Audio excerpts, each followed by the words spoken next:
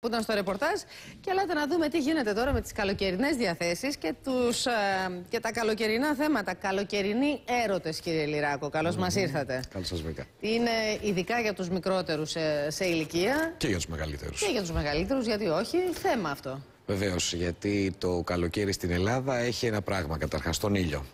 Και τι κάνει ο ήλιος? Επιδρά στο βιοχημικό εργαστήριο του οργανισμού μας, με αποτέλεσμα την καλύτερη παραγωγή των ενδορφινών που βοηθούν στην καλή διάθεση, σερωτονίνης που βοηθάει στο να μειώνεται το αίσθημα της κατάθλιψης και μελατονίνης που βοηθάει στο να ηρεμούμε και να κοιμόμαστε καλύτερα.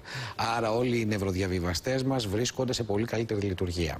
Αυτό, σε συνδυασμό με το γεγονός ότι η Ελλάδα έχει θάλασσα, ξεκούραση, διακοπές, αυτό βοηθάει στην καλύτερη διάθεση, στο να νιώσουμε πιο χαρούμενοι, στο να ξεκουραστούμε λίγο περισσότερο, να βγούμε, να πιούμε ένα ποτηράκι, να χορέψουμε, να ακούσουμε μουσική, βελτιώνει τη διάθεσή μας πολύ και μας κάνει να ερωτευτούμε πιο εύκολα.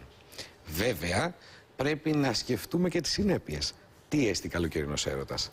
Καλοκαιρινός έρωτας σημαίνει ότι γνωρίζω κάποιον άνθρωπο που πολύ πιθανότατα μετά το χειμώνα δεν θα τον ξαναδώ. Μάλιστα. Γνωρίζω κάποιον άνθρωπο ο οποίος μπορεί να είναι από ένα διαφορετικό μέρος με μένα, άρα εξ αρχής έχουμε ορίσει ότι το χειμώνα δεν πρόκειται να τον ξαναδούμε. Τι μας κάνει αυτό? Μας βοηθάει στο να βγάλουμε ένα διαφορετικό εαυτό από τον πραγματικό. Άρα δείχνουμε αυτό που θα θέλαμε να δείξουμε. Βγάζουμε άλλον εαυτό δηλαδή όταν ερωτευόμαστε? Μόνο το καλοκαίρι το κάνουμε αυτό? Το καλοκαίρι. Το χειμώνα δείχνουμε το πραγματικό μας εαυτό. Το χειμώνα διαφωνώ, κύριε Λυράκο, αλλά λόγω εργασίας δεν μπορούμε να δείξουμε διαφορετικό εαυτό. Όταν πηγαίνετε σε ένα νησί για λίγες μέρες και ξέρετε ότι θα πάτε μόνο για 10 μέρες, που θα πρέπει να διασκεδάσετε, να ξενυχτήσετε, θα ντυθείτε ελαφριά, θα έχετε το ποτό, το οποίο τι κάνει? Κάνει άρση των αναστολών μας.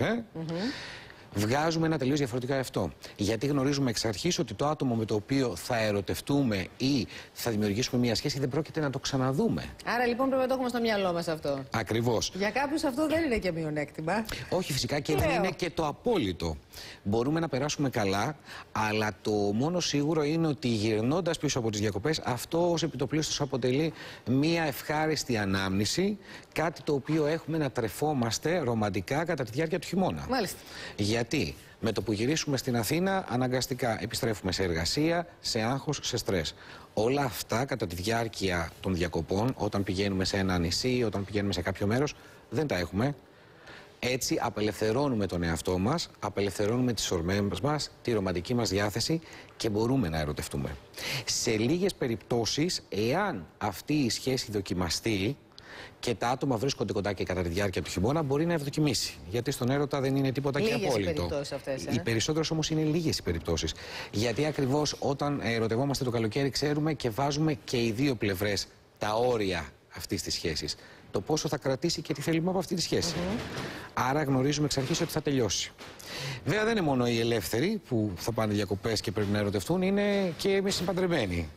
Τι γίνεται σε αυτή την περίπτωση? Εσείς οι παντρεμένοι δηλαδή τι εννοείτε? Θα πάτε διακοπές να ρωτηθείτε τη γυναίκα σας ξανά, υποθέτω?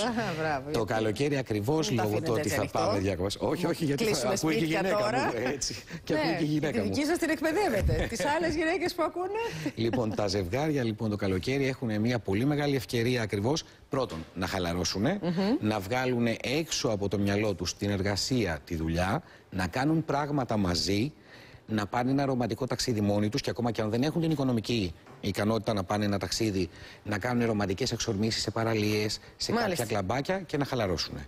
Και από εκεί και πέρα οι ελεύθεροι και οι χωρισμένοι οι οποίοι μπορεί να βγουν από μια σχέση, είναι η ώρα να επαναδιαπραγματευτούν το τι χρειάζονται, το τι ανάγκες έχουν και να ξαναβρούν τους φίλους τους.